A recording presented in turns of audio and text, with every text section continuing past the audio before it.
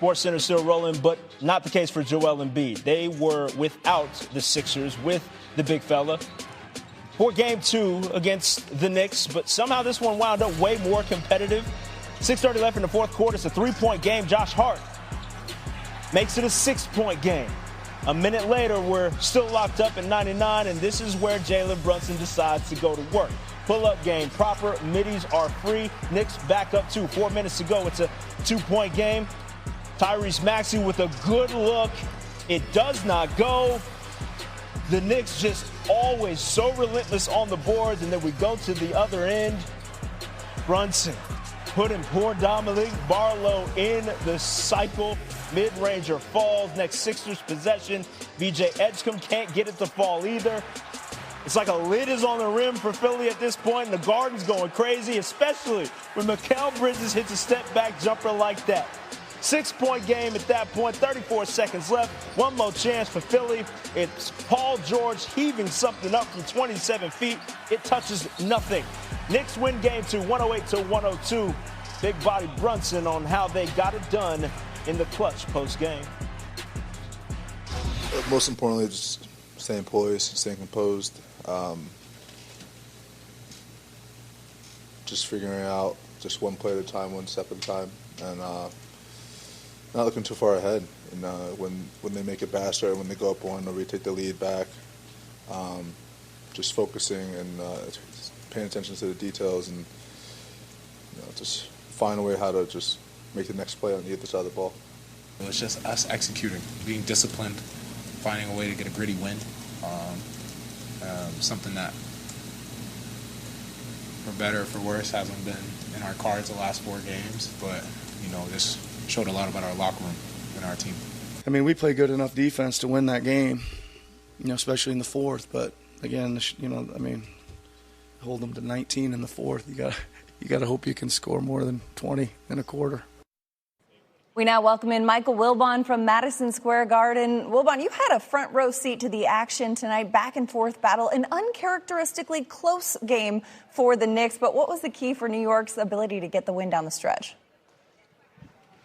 I mean, they're going to always point to defensively something that was done. I don't know whether it was just errant shooting on the part of the 76ers or really stifling defense on the part of the Knicks. But after making 12 of the first 24 three-point shots they attempted, the 76ers then missed 9 of 10 to end the game. And a three-point lead turned into a deficit, and they seem to have no way to overcome it despite, and that's why I'm going to err, if I'm going to err, it's going to be on the side of saying the Sixers just missed shots, because they had some good looks, if not wide open shots, several times on those final 10 three-point attempts. Couldn't make any.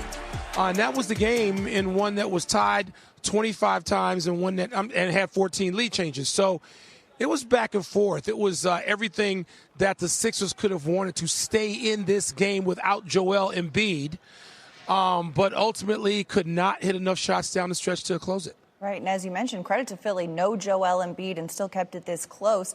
Questions remain about if he will be available for Game 3 in Philly on Friday, but can the Sixers get over the hump if they are still without Embiid? Well, of course, they're going to point to having won Game 2 in Boston without Embiid. They've played enough without him this year to know what it feels like. It's not like it's a shock to the system because he's missing a game for the first time. But Joel Embiid came back, and after being rusty in the first game he played in the Boston series, they won 3 in a row with Embiid. So, we don't even know if he's going to be available for Friday. We're not going to know that yet.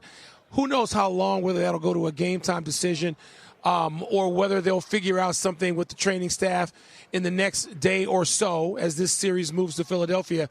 But the 76ers clearly need him in the lineup Friday and Sunday. The Knicks have won games and played well in Philadelphia, so it's no guarantee. But that's the Sixers' best chance, particularly when Karl Anthony Towns is playing as well as he is, the opposite number of Joel Embiid with a near triple-double. So with that in mind, they're going to look to get Embiid ready. There's one question that was out there right after the game, which is, wow, why didn't the Sixers think seriously, or maybe they did, about not playing Joel Embiid in game one, resting him that game and getting him back for this. All second guessing now. The attention turns to what's going to happen Friday night in Philadelphia. Yeah, of course, hindsight always 20/20. But the Knicks, a 2-0 series lead. The series shifts to Philly Friday. Michael Wilbon, thanks as always for the Kendrick Perkins, kind enough to kick us with us here on SportsCenter. Kendrick, this game was more snug than my suit after dinner. But down the stretch, Knicks find a way to pull away in this bad boy.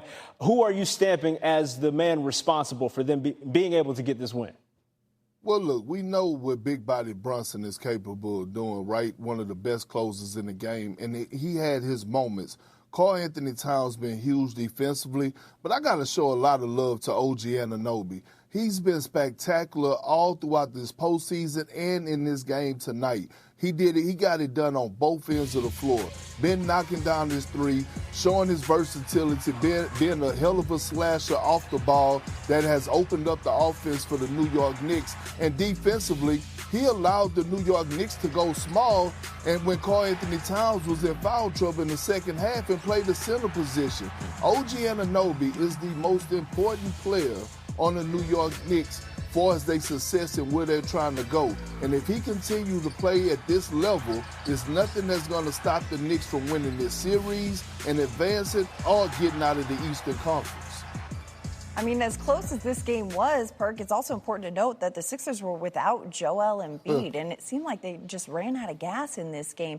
But what they showed you without their big man, can they win Game 3 back in Philly without Embiid? Well, yeah, they can. And listen, it's going to be hard, but the one thing that I noticed tonight was the perimeter play. Kelly Oubre, Tyrese Maxey, VJ Edgecombe, Paul George, they all stepped up to play and was knocking down shots, especially early in the game. And that's why the game was so close, because they were playing at an elite level, especially when they decided to go small and go toe-to-toe with the New York Knicks. Now, can they win this series without Joel Embiid? Hell no, because we saw late in the fourth quarter what ended up happening when they couldn't make shots. They didn't have nothing else to go through. See, Joel Embiid is that big man that you could play through in the half-court set that's going to get you easy baskets, that's going to get to the free throw line when your shot is not falling. So, again, the 76ers, they came out, they fought, they made adjustments. I expect them to come out even better at home in Game 3. I still believe this series is going to go 6 or 7, giving the edge to the Knicks. But, hey, we in for a brawl for it all. I like it. I like to see it. And, hey, the official Perk line of this, no Joel Embiid, can the Sixers win? Hell no. But we'll see. We'll see how it plays out. Game 3 on Friday back in the Philadelphia. But we've got more basketball series to preview. We've got some Thursday night games to look ahead to in just a few minutes with Perk. But for here and for